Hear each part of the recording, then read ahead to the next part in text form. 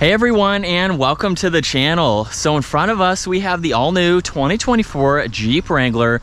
This is the Rubicon 4xE, finished off in silver zenith.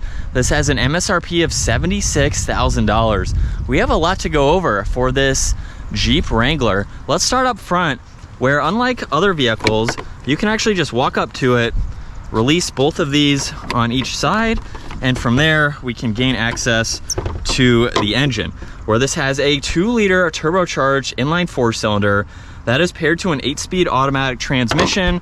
It is just as easy to quickly close this up here. But this power plant pumps out 375 horsepower, 470 pound-feet of torque sent to those rear wheels. However, it has the 4-wheel drive system. It will propel this 5,200-pound SUV from 0 to 60 in 4.5 seconds. This also has a combined 49 miles per gallon with the overall hybrid system, and then you can also go about 22 miles on just the EV system alone. So let's start up front, where this particular model does have the factory installed 8,000-pound winch right in this steel front bumper, which comes standard on the Rubicon. Fog lights are also located within that, and you can even remove these corner pieces of the bumper. So if you want more of that stubby design, or you just want a little bit more of an approach angle, which this already has a really good approach angle, you can remove those as needed. We have the LED headlights, DRLs. The turn signals are actually mounted in the fender flares, which is nothing new. But then this also has the blue accents to indicate that this is a hybrid system. You will notice that on the vinyl up on the hood, heat extraction vents on both sides, and these bump stops are for the windshield. You can fold that down, rest it right on top of there, so that way it doesn't hurt any of the hood there. And then Rubicon is also spelled out with the blue outlines down the side of the hood there. Now this has a set of 17-inch wheels with the dirty tires from off-roading yesterday, so check out that video. We have that cool iconic Jeep badge for the wheel cap there. Jeep and Wrangler are also on the side there with the trail rated badge. We have the factory installed rock sliders too, and we have the $3,200 My Sky roof. This is my favorite roof option, with a push of a button that goes all the way back, and that allows you to remove these back panels right here. So you really don't even have to remove the entire roof. It is so much easier to do, and you can even bring those panels with you, which is nice. Doors are removable, of course. We have the full-size spare backup camera with the LED taillights, steel rear bumper. This can tow right around 3,500 pounds as well. And then it does have remote start. You won't hear it, but you just double tap on this button. It starts up in the EV mode basically, and then you can double tap that to shut it back off. You can also lock and unlock this from the back cargo space, which is really convenient to have. And then this bag right here is for these panels on the side. So simply just unlatch the 2 levers up top. You can bring them with you. This is even the charging cable. You have a little bit of space down there with a drain plug, so if you don't have that in, you can use that as needed. We have spots for the windshield, the door hinges, and the roof. And then of course you can fold down the back seats. So it's a pretty practical SUV with the amount of space that is offered. And then as we work our way to the back, the door panels are pretty simple because you can remove them. So there's no electronics in the back except for the locks and the release handle there. We have the grab handle to take the door off as well as to close it, and some netting in the lower section. And then leather seats in the rear with all of the blue stitching. And at 5'10", I have a good amount of space. There's storage nets, air vents, window controls, even some auxiliaries down below. We have the 2 speakers up top with part of the roll cage there. And then right in the middle, you do have 2 cup holders with the armrest. It's actually pretty high, which is nice to see. And plenty of visibility. It's so open in the Wranglers. It provides you with a lot of light. Now up front, you do get some electronics like lock and unlock, window adjustments, and then everything else is identical to the rear. Now get power operated front seats. Rubicon is also in the upper section there.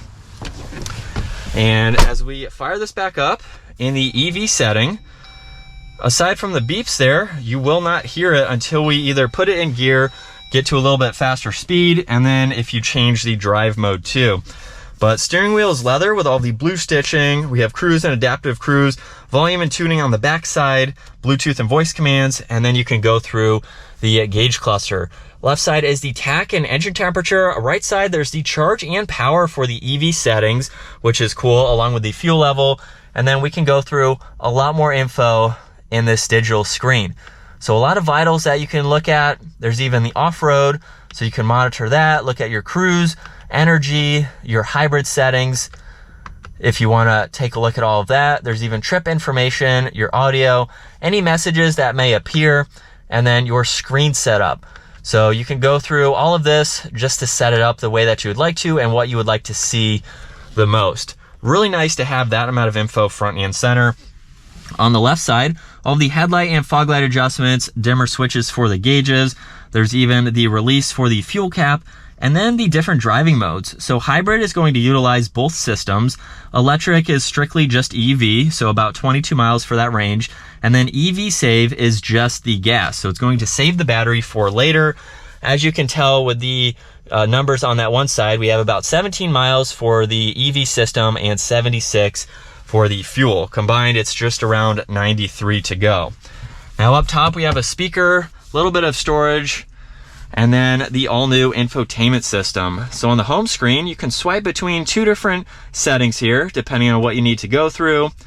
We have shortcuts to media and comfort, so you can get into your heated seats, and then all the AC adjustments.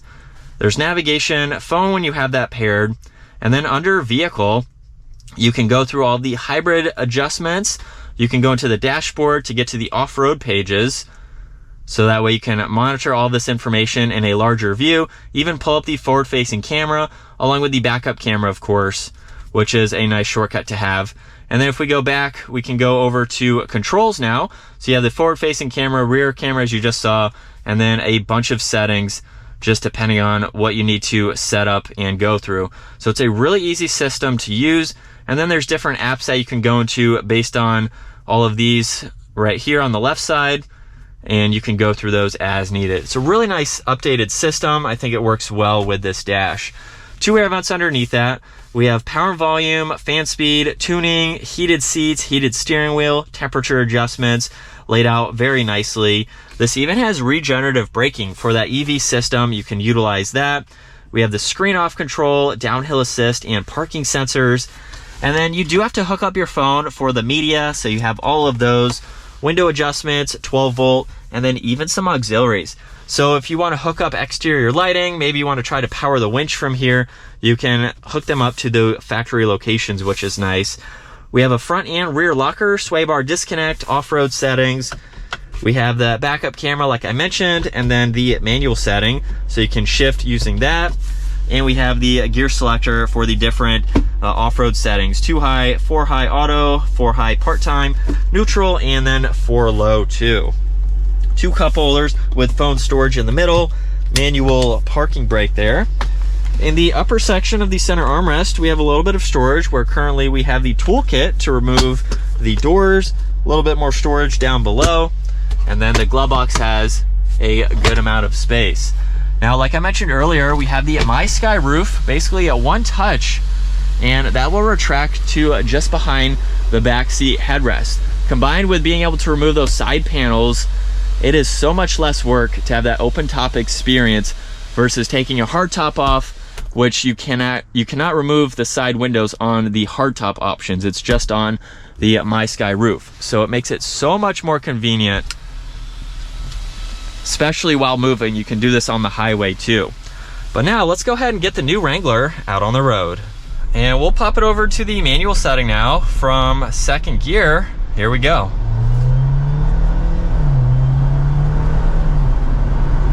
I will say, this is a quick 4-cylinder. For its weight, over 5,000 pounds, this is quick. There's no doubt about it. It has plenty of power to get up and move. So if you want something that is quick, it's again a perfect option to go with. And let's talk about wind noise real quick. Since we have the My Sky roof, it's definitely something that you hear. There's no getting around having wind noise in the Jeep, having wind noise in a Ford Bronco.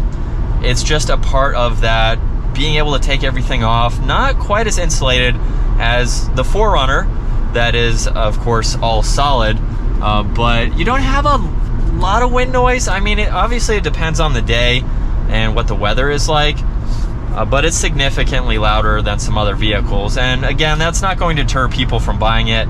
If this is something that you want, you love the doors coming off, the roof coming off, you just want that open experience from an SUV like this, it's not going to deter you from buying this. Like I said, I owned one.